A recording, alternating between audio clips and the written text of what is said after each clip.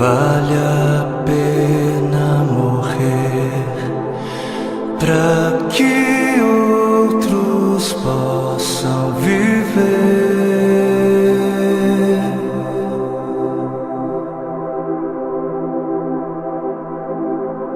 para que outros possam sorrir.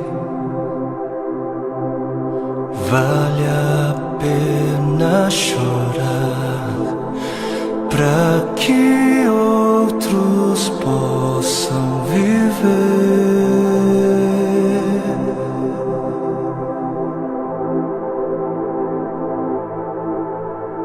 Portanto, visto que temos este ministério pela misericórdia que nos foi dada, não desanimamos. Antes, renunciamos aos procedimentos secretos e vergonhosos, não usamos de engano, nem adulteramos a palavra de Deus. Ao contrário, mediante a clara exposição da verdade, recomendamo-nos à consciência de todos diante de Deus. Pois não pregamos a nós mesmos, mas a Jesus Cristo, o Senhor, e a nós como escravos de vocês por causa de Jesus. De todos os lados somos pressionados, mas não desanimamos.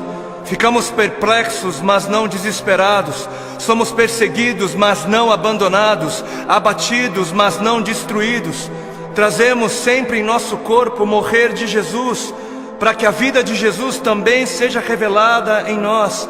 Pois nós que estamos vivos, somos sempre entregues à morte por amor a Jesus, para que a sua vida também se manifeste em nosso corpo, de modo que em nós atua a morte, mas em vocês a vida.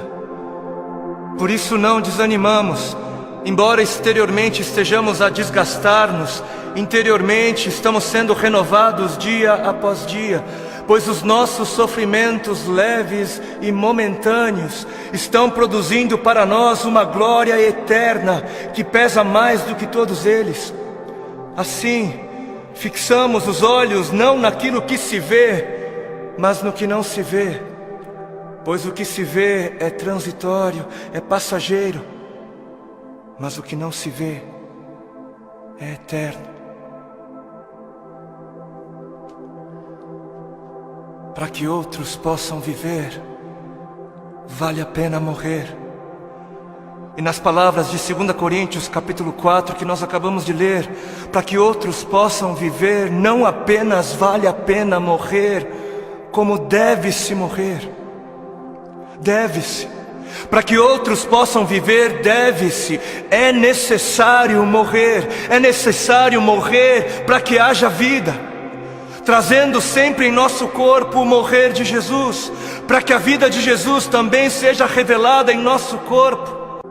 Assim como a semente que não morre não germina, assim como a semente que não morre é incapaz de gerar frutos, aquele que não morre é incapaz de gerar vida, é incapaz.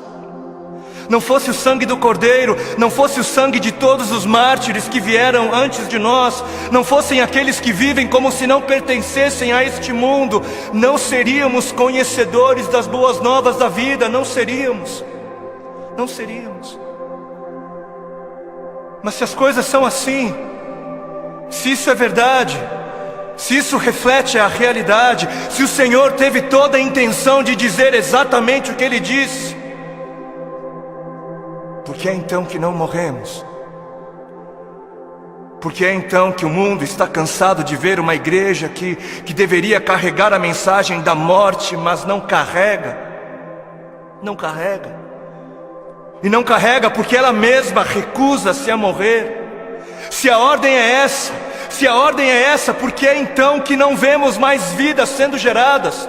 Nações sendo alcançadas em meio à voluntária entrega da vida por parte daqueles que se dizem cristãos?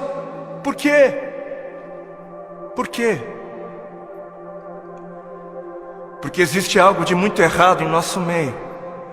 Existe algo de muito errado em meio àquilo que chamamos de Evangelho do Reino de Deus. Evangelho do Reino de Deus, não o Evangelho do Reino dos homens para os homens, não o Evangelho do Reino desta terra para esta terra, não o Evangelho do seu reino para você mesmo, para o seu próprio benefício, mas o Evangelho do Reino de Deus para o benefício de Deus.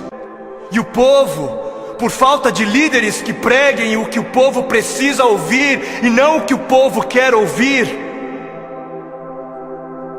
o povo está adorando outros bezerros de ouro. E o grande bezerro de ouro dos nossos dias é a bênção. O grande bezerro de ouro dos nossos dias é a vitória, é a conquista, é o bezerro da prosperidade, é a saúde, é o meu bem-estar, é o meu conforto, é a minha necessidade, é o meu reino, é a minha vida. 7 passos para alcançar a bênção aqui, 40 dias de jejum da vitória ali, 12 maneiras para ser próspero um pouco mais adiante, e 318 formas para você fazer com que Deus faça aquilo que você quer que Ele faça. Não importa se Ele queira fazer ou não, porque afinal o modelo de Jesus, não seja feita a minha vontade, mas a sua, serve para Jesus, serve para o Filho de Deus, não serve para mim, não serve para a igreja. Quantos já foram a alguma campanha que dizia: campanha do negue-se a si mesmo, campanha dos 3 passos para morrer, ou a campanha das 7 maneiras de amar ao seu próximo como a si mesmo, campanha de 40 dias de jejum para que eu possa carregar a minha cruz? Não? Nunca foi? Por que não? Ora, porque não é isso que é importante. Não é isso. Porque o importante é eu ter o carro do ano. Porque o importante é eu ser abençoado. O importante é eu mostrar o quão abençoado sou. Preciso mostrar. Eu preciso mostrar. Porque afinal de contas, se ando de carro importado, é porque Deus me deu, né? Deus me deu. Porque é muito óbvio que Deus está muito mais preocupado com o meu ego. Eu sou tão espiritual e abençoado que é muito óbvio para mim, e é muito óbvio só para mim, que Deus está mais preocupado em colocar dinheiro nas minhas mãos para que eu possa comprar coisas caras e tolas, do que está preocupado em colocar recursos sob os meus cuidados para que eu possa de alguma maneira aliviar a dor dos aflitos. Porque Deus é tão bom para mim, Deus é tão sábio, Ele é tão misericordioso, que Ele prefere que eu compre para mim o meu 100º par de sapatos. Porque o importante é eu encher o meu celeiro até onde der. O importante é o meu reino, é a minha justiça. Porque o importante é eu viver como se não houvesse morte. E Deus que me livre de pensar em morte. Que está escrito na palavra de Deus em Marcos, no capítulo 8 e Mateus 16.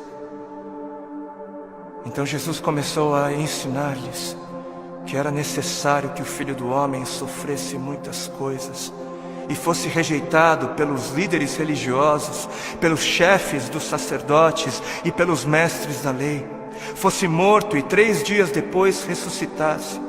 Ele falou claramente a esse respeito.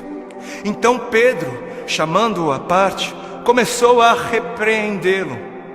Vejam como desde o início a igreja se escandalizou com a mensagem da morte. Jesus, porém, voltou-se, olhou para os seus discípulos e repreendeu Pedro, dizendo: arreda, Satanás, você não pensa nas coisas de Deus, mas nas coisas dos homens. Você não está de olho no reino de Deus, mas está de olho no reino dos homens.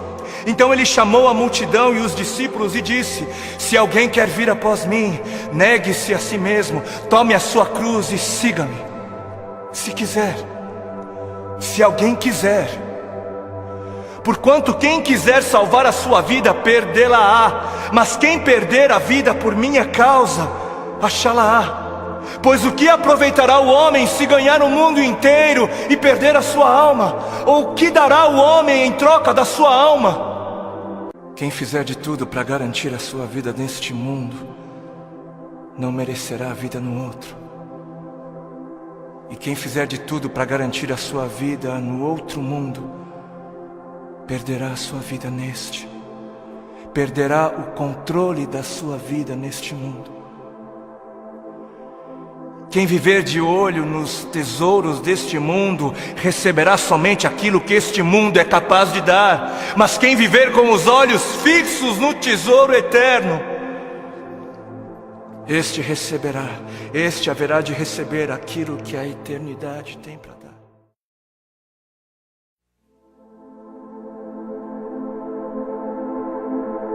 Para que outros possam viver,